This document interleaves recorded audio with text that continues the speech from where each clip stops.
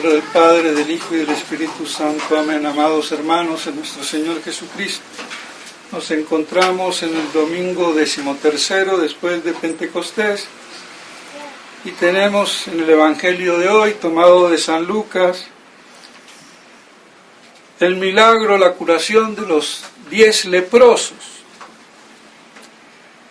Nos relata que nuestro Señor, al llegar a esa aldea, atravesando la región de Samaria, pues 10 leprosos, que no es de extrañar, había en esa época bastante leprosos, y hay que saber que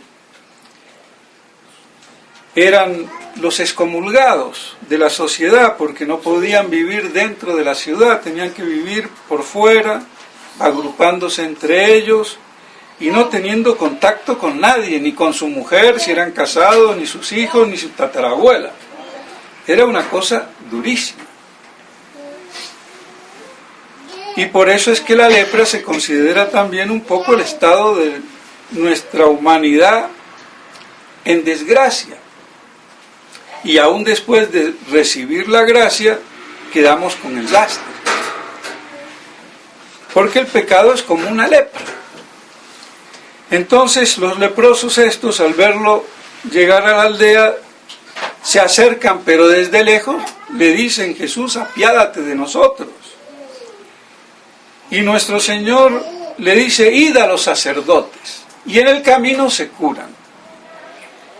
Yo la verdad no entiendo muy bien el proceso aquí histórico, pero pareciera ser que ellos le piden el milagro. Y en ese sentido nuestro Señor les dice: id a los sacerdotes, como si el milagro iba a ocurrir o ya hubiera ocurrido, y que vayan a los sacerdotes para que les dé el certificado de volver a ingresar en la sociedad. Porque de otra manera no lo veo claro, pero bueno, no importa. La cuestión es que ellos creen que se van a curar, y por eso van a ir a los sacerdotes, porque si no, ¿para qué? Porque de otro modo sería como cuando uno quiere sacarse un limosnero de encima y dice: vaya a la parroquia para que se la dé el párroco, porque yo no. Y no creo que se trata de eso. Entonces pareciera evidente que esa es la opción. Y de hecho ellos actúan en consecuencia. Van hacia los sacerdotes como si si les hubiera ocurrido el milagro, y en el camino pues acontece y siguen su ruta para tener el certificado. Y uno solo vuelve. Y aquí está lo importante, porque todo lo anterior, pues bueno, sirve ahí de contexto, pero la moraleja y el gran principio viene aquí. El reproche que nuestro Señor hace: ¿dónde están los otros 9? No fueron los 10, solamente un samaritano, extranjero para los judíos, porque entre los samaritanos y los judíos, que era el mismo pueblo, pero que se dividió, y entonces los judíos, los de Judea, eran como los que habían guardado la fidelidad a la religión, y los samaritanos como que un poco se desperdigaron, que vendrían a ser de las 12 tribus, las 10 tribus del norte, cuando hubo esa famosa división. Y encima que habían sido colonizados por los asirios. Entonces había ahí una mezcla, pero había samaritanos que eran tan judíos como los judíos, es decir, que creían en lo mismo. Y muchas veces nuestro Señor quería mostrar que algunos samaritanos eran mejores, como en la otra parábola también del buen samaritano que auxilia al que lo robaron y ultrajaron y lo dejaron medio muerto. Mientras que los judíos, y entre ellos sacerdotes y levitas, pues les importó un comino. Entonces, muchos ven y vemos el agradecimiento, pero no. ¿Por qué viene a agradecer? No es simplemente una cosa de buena educación y los otros mal educados que no vinieron a agradecer. ¿Por qué agradece? Agradece porque es tocado, ve el dedo de Dios. Al ser curado, aunque todos creyeron con una fe de confianza, bueno, id a los sacerdotes y se curan, solamente este vio el dedo de Dios. Y por eso nuestro Señor hace la observación. ¿Dónde están los otros 10? Tuvo que ser este extranjero samaritano, el malo de la película para los judíos, el único que viene a agradecer. Y todos recibieron el favor de Dios. Y aquí la moraleja que queda es que exactamente nos pasa lo mismo a muchos de entre todos nosotros. Recibimos los dones de Dios, los favores de Dios, tenemos fe, pero digamos confianza en Dios, le pedimos, pero no tenemos verdadera fe, no vemos el dedo de Dios.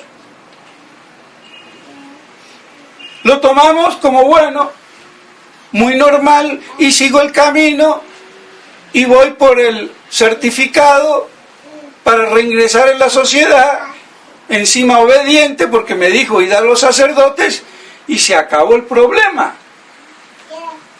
Pero es que con Dios no es así. No valen los legalismos ni los formulismos. Y hay que reconocer el dedo de Dios. Y eso es la fe.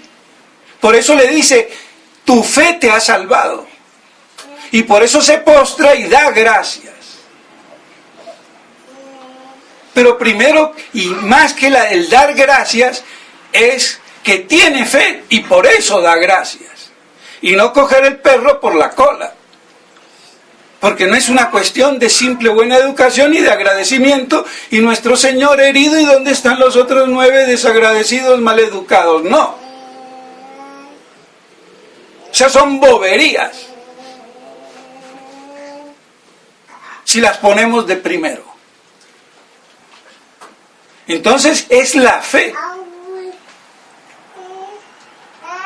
Y eso es el hecho que quiere nuestro Señor resaltar.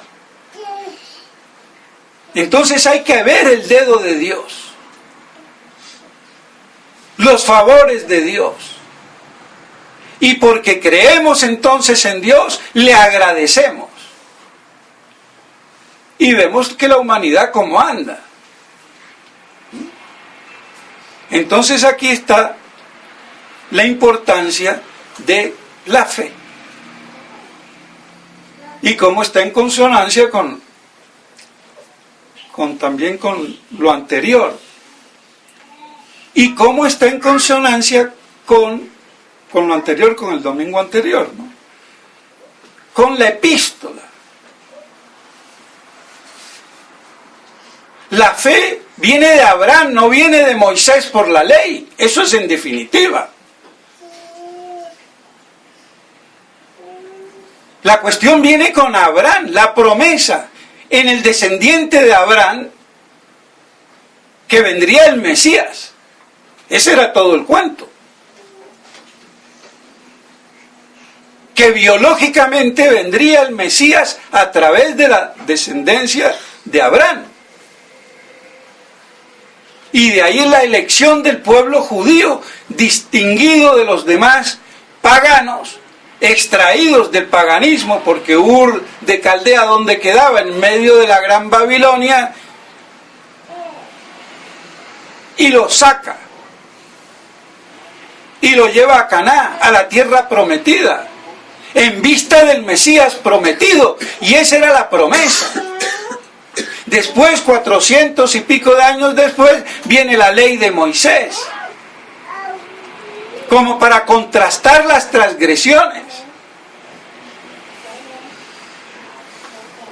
Porque si vamos al caso, los mandamientos son la urbanidad ética de la conducta racional. No hacer el mal y evitar el mal, por lo tanto, y hacer el bien. ¿Quién no sabe eso? Hasta los salvajes. Si de salvajes se puede hablar. Pero claro está, primero adorando al verdadero Dios, que ahí es donde viene el problema. Y el verdadero Dios, ¿quién lo adoraba? Nadie. Había caído la humanidad en la idolatría más atroz. Y siempre la humanidad ha sido idólatra. Siempre. Y aún los judíos, digamos con fe, cayeron en la idolatría. Y nosotros hoy católicos igual de idólatras. Y peor que los judíos quizás. Porque aquellos ni sacramentos tenían y nosotros sí tenemos sacramentos, que son los conductos naturales, o digamos normales, ordinarios de la gracia. Pero no es que la gracia esté supeditada al sacramento.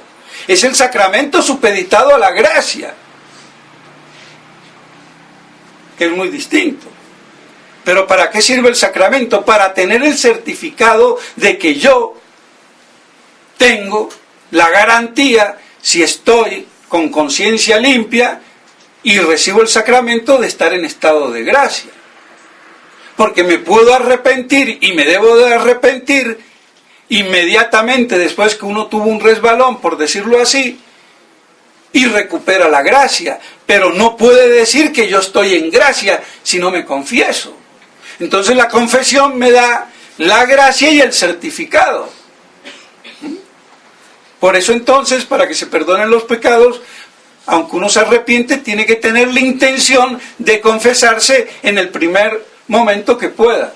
Pero bueno, ahora ya no se sabe ni quién es cura, ni quién es papa, ni quién es nada. Esto es el desastre. Pero bueno, y no quiero entrar en desastres, pero ya que hablé de desastres, y aquí hago un paréntesis, pero para que vean, ¿se acuerdan del famoso, de uno de los dos blogs de imbéciles, dos blogs españoles, uno de Neumann y el otro C. Sapiense, que se pusieron mucho a coquetear con Schettino? Pues bueno, uno de ellos, el de C. Sapiense, ahora es diácono. El tipo resulta que yo creía que era un solterón. No, es casado y divorciado. No puede con la mujer y ahora va a poder con la iglesia. ¿Pero qué le pasa al imbécil? No pudo con la mujer y ahora va a hacer con la iglesia. Pero tú lo que eres es un eunuco que quieres sacarte la frustración de algún modo, hijo, porque de otra manera no me lo explico. Y así de duro te va, imbécil de José Ramón González, con el imbécil de Schettino. Es que hay que decirlo, porque que esto sea un desmadre, no hay derecho para yo ordenar a trochimoche. Y encima que no se sabe Schettino qué es, porque viene por la vía de Godin Tuk más espuria, la más cismática. Aunque todos son más o menos cismáticos. Porque gran parte viene de Pivaruna, y Pivaruna viene de los cismáticos de Saint-Spoken, para el que conozca la historia. Y de ahí sale Dolan. Sambon sale por Maquena, Maquena por Gerard de Laurier, pero Gerard de Laurier fue el que impulsó toda la cuestión de Godin Toc, que hubiera pasado desapercibido, y como el loquito que hizo lo del Palmar de Troya. Claro que no paró en el Palmar de Troya y empezó a ordenar a veterocatólicos, incluso sus descendientes a los de Acosta ya en Brasil, y de esa vía viene Schettino.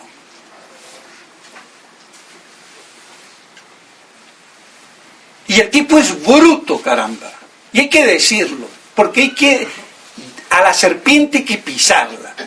Se queja de que lo critican, pero es que no tiene dos dedos de frente. Claro, porque de los schetinos el más inteligente era el otro, que abandonó el sacerdocio. Eran seminaristas de la reja. Y este era el más bruto, sí, claro. Claro, pero el otro más inteligente, y bueno, perdió y se dejó todo.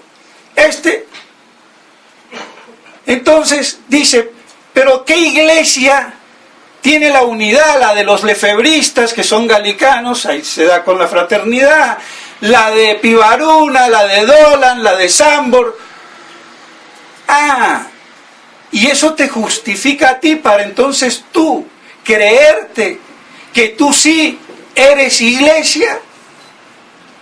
Y encima, detrás de hacerlo diácono, es que lo va a hacer obispo a la larga o a la corta. Y como ya tiene a este otro que ya a Merardo, entonces 3, y con algún loco más, y después elegimos un papa. Pero si tú mismo estás diciendo que qué unidad de iglesia va a haber con todo este zoológico de tradicionalistas tucistas, incluidos también la fraternidad, pero es lo que no se compare con la fraternidad. Monseñor Lefebvre, yo cuando hablo de fraternidad no hablo de esta, como cuando hablo de iglesia no hablo de esta. Hablo de la iglesia fundada por nuestro Señor, y no por su falsificación, que es la iglesia posconciliar. Y cuando hablo de fraternidad, hablo de la fraternidad fundada por Monseñor Lefebvre, no por la falsificación. Cuidado. Entonces es muy distinto tener una vía espuria que una vía legítima, como la mía. Porque yo soy un subproducto de la fraternidad de Monseñor Lefebvre, le guste o no le guste al que sea. Y mi sacerdocio es legítimo. Pero si cualquier papagayo, y más un bruto como el José Ramón, divorciado, sin ninguna formación, y que me haga a mí el primer obispo que me encuentre, ¿eso qué es? Eso es aumentar la confusión y el desprestigio de los verdaderos sacerdotes y pocos que quedan. Entonces que no venga este pericueto a querer ahora que lo hagan sacerdote y igualarse conmigo, pero ni tú, ni todos tus obispos tucistas, ni Schettino.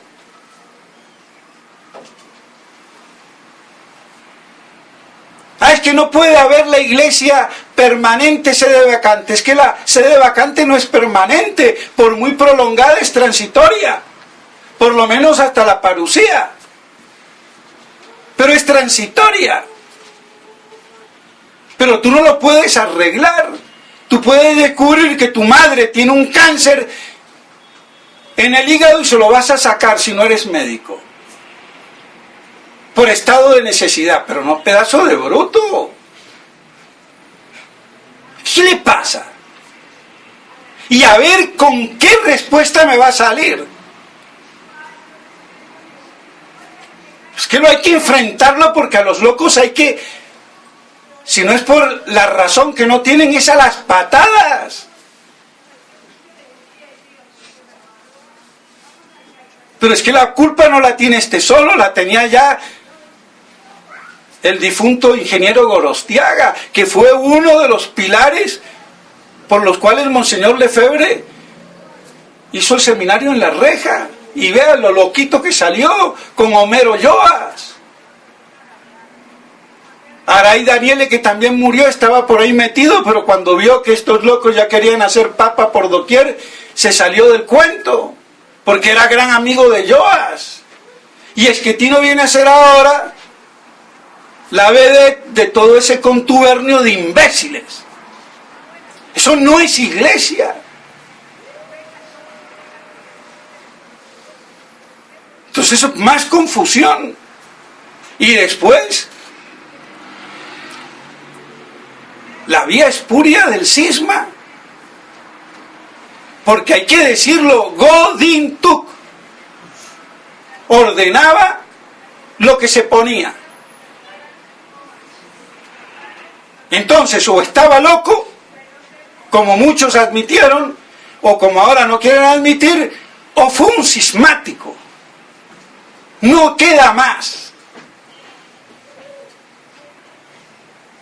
Entonces, si fue un loco, son inválidas, por pleno derecho. Y si no estaba loco, pues fue un cismático y un hereje, si me apuran. Entonces tampoco puedo recibir la vía por vía de Godin Tuk, como no la puedo recibir por la vía de los ortodoxos. A ver si me entienden. Porque si vamos a hablar de legitimidad, en ese caso la tienen más los ortodoxos. Porque tienen más de 1000 años. ¿O es que qué vienen a decir? Así como yo no me puedo hacer ni sacerdote ni obispo por un ortodoxo, tampoco por uno de Godin Tuk, por lo que acabo de decir, y San se acabó. A ver si entienden. Y el que no entienda, que se aguante. Y si se mete conmigo, que Dios lo ayude porque lo fulmino. Así de claro. Porque hay que hablar con pantalones en la iglesia y con pantalones en la doctrina, en la teología, que todos estos imbéciles no saben, porque no estudian. Es que ninguno estudia. Ni en la fraternidad, es lo mismo. Lo único que la fraternidad me da más garantía. En la sucesión apostólica. Yo diría que es la única vía que me da la garantía de la legitimidad en la transmisión del sacerdocio por obra y gracia de Monseñor Lefebvre y de Monseñor de Castromayer. No hay nada que hacer. Y lo que se salga de ahí, tu abuela sabrá, o la mamá de Tarzán y la mona Chita. Pero no hay que perder la cordura. Y bueno, y corto aquí porque bueno, ¿para qué seguir dando palo? Pero si Schettino me provoca, pero ahí le va a ir más. Y a ver el bobito del cubano, bueno, ese como tiene la mujer jovencita, no se puede dar el lujo que la mujer lo dispense, porque se busca otro marido y él termina siendo santo cachón, aunque termine después obispo. Pobrecito el cubano también, pero se lo digo para que no le vayan a entrar calentamientos clericales. Porque Schettino, con tal de tener 3 o 4 obispos imbéciles como él, hacer la elección de un papa, es que es imbécil. Las 1000 formas de elegir un papa, ya lo había dicho semanas atrás el diácono el supuesto diácono. Y Schettino dice, pero es que claro, en la necesidad, Carmona, pero Carmona ¿qué hizo? Hizo muchas estupideces, Monseñor Carmona. ¿O qué? No, las cosas como son. Así que el estado de necesidad no importa. Justifica todo. No, señor. Entonces esto cada vez se reduce, por eso son más valiosos y yo soy más valioso en medio de este desastre. Lo lamento, lo tengo que decir así, y no solamente yo, pero como medio argentino me pongo adelante para que el burro no se espante. Y no me digan de orgulloso ya, pues, no me importa. Pero es la realidad. Entonces, los sacerdotes que quedan disgregados, fuera de la fraternidad, no por culpa propia, sino por la propia culpa de los superiores que han traicionado, esos tienen valor. Y ahí está el padre Seriani, está el padre Grosso no era, pero bueno, se incorporó el padre Turco, y los que queden por ahí, que me olvide. Pero no me vengan a decir que los de Godentuk, incluido el padre Altamira. Pero claro, el padre Altamira se asoció con esta gente y vean cómo anda. Yo no sé, bueno, ya, qué sé yo, no sé. Pero bueno, entonces, para que vean lo importante que son las cosas. Pues bien, y ya me alargué en esto y bueno, pero retomando entonces la importancia de la fe. Y como en el Antiguo Testamento era por la promesa en Abraham, no en Moisés. Moisés dio la ley para marcarle el paso a ese pueblo infiel, idólatra, que vean que si no será idólatra, que los dejó un rato solos y se pusieron a adorar al becerro de oro. Y esa ha sido toda la lucha intrínseca del pueblo elegido. Una permanente perfidia, podemos decirlo así, y nosotros hoy peor, y vean con todo esto. Entonces vemos cómo es apocalíptica la cosa. Pues bien, así que vemos cómo entonces hay que guardar la fe con cordura. Tu fe te ha salvado. Hay que guardar la fe del bautismo, reconfirmada por la confirmación, es decir, consolidada, plenificada, al estado adulto, confirmados en la fe que recibió en el bautismo, en la plenitud de la gracia septiforme. Por eso es de varones, hombres y mujeres, pero varones viriles, fuertes, en la gracia plenificante. Entonces mantenernos ahí. Y si nos quedamos sin sacerdotes, nos quedamos sin sacerdotes. Sin sacramentos, quedamos sin sacramentos. ¿Qué vamos a hacer? Pero una cosa es quedarse porque no hay, y otra cosa es quedarme porque yo no quiero. Hay que distinguir. Entonces, la gracia de Dios permea todo. Y si los sacramentos se nos hacen difíciles por las circunstancias, pues bueno, Dios proveerá.